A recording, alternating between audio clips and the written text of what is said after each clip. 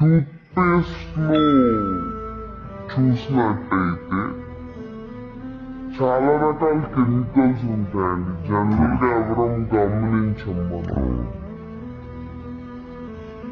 Tooth paste లో ఒక titanium oxide అని ఒక కెమికల్ ఉంటుంది. ఇప్పుడు 2012 లో కూడా దాని మీద study that can cause ADHD.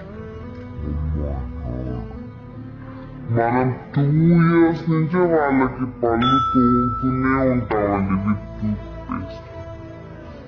కానీ ఎప్పుడైనా అసలు టూత్ పేస్ట్ లో ఏముంటాయని ఎప్పుడైనా గమనించామండి? దాంట్లో ఉన్న కెమికల్స్ ఏంటి వాటి వల్ల?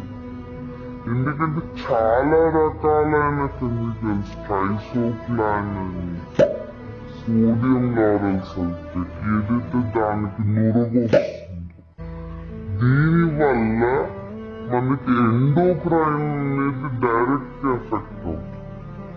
థైరాయిడ్ డిస్రప్టర్ అండి. ట్రైసోప్లాన్ అని మీరు కనుక చూసినట్లయితే it is a thyroid disruptor. ఎందుకు ఇన్ని థైరాయిడ్ వస్తున్నాయి అంటే వీ హ్యావ్ రీజన్స్. సో ఇలాంటి ఎన్విరాన్మెంటల్ ఎఫెక్ట్స్ కనుక మనం కనుక తెలుసుకుని వాటి నుంచి వాళ్ళని తక్కువ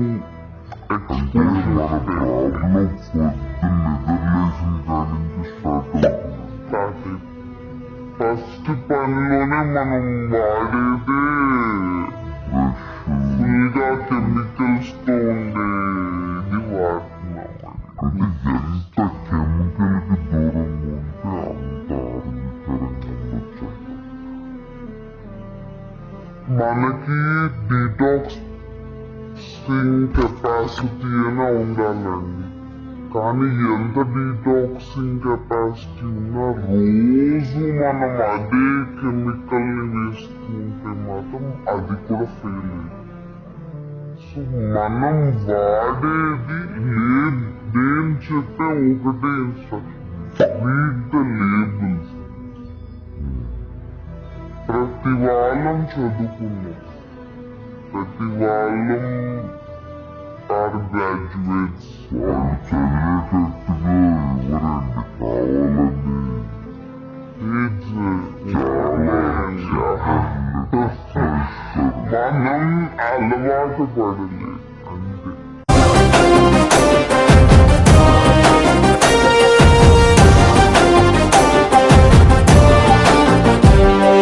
కులము లేదు, మతము లేదు, తన గుణముకు సాటి లేరు అన్న సీనన్న గారి అభిమతమే వేరురా.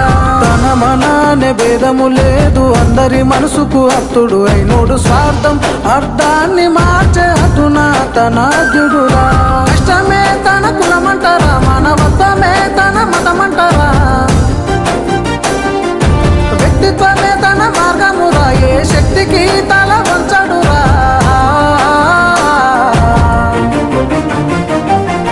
కులము లేదు, మతము లేదు, తన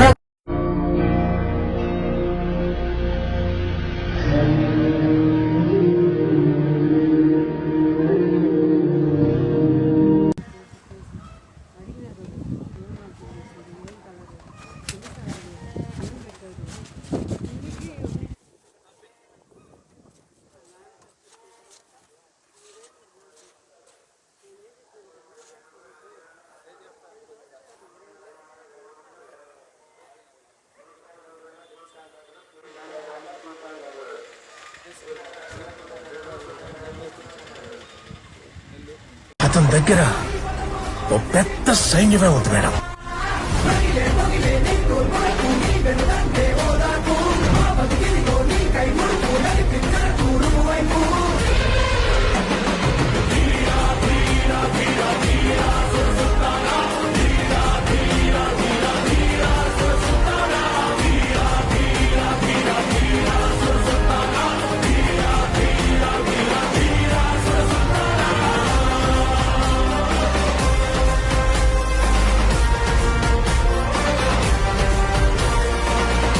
అతని దగ్గర ఓ పెద్ద సైన్యమే ఉంది మేడం.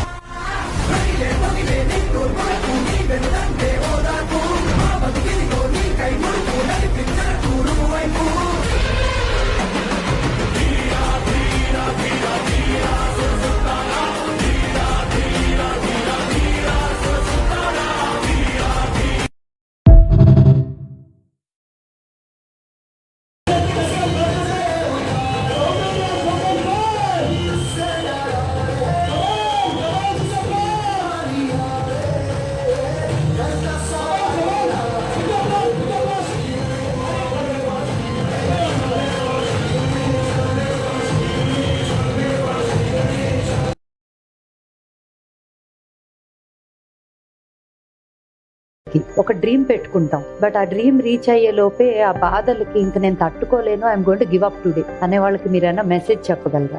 ఒక నున్నటి ధ్వజస్తంభం ఉందండి, చాలా కప్పలు వాటిని మీద ఎగబాకాలని చూస్తున్నాయి. అక్కడ ఏం జరుగుతుందిరా అని అడిగాడు. కప్పలన్నీ స్తంభం ఎక్కుతున్నాయి, నున్నగా ఉన్న స్తంభం, పైగా దాని మీద ఆయిల్ పూసారంట, అవి ఎక్కుతున్నాయి.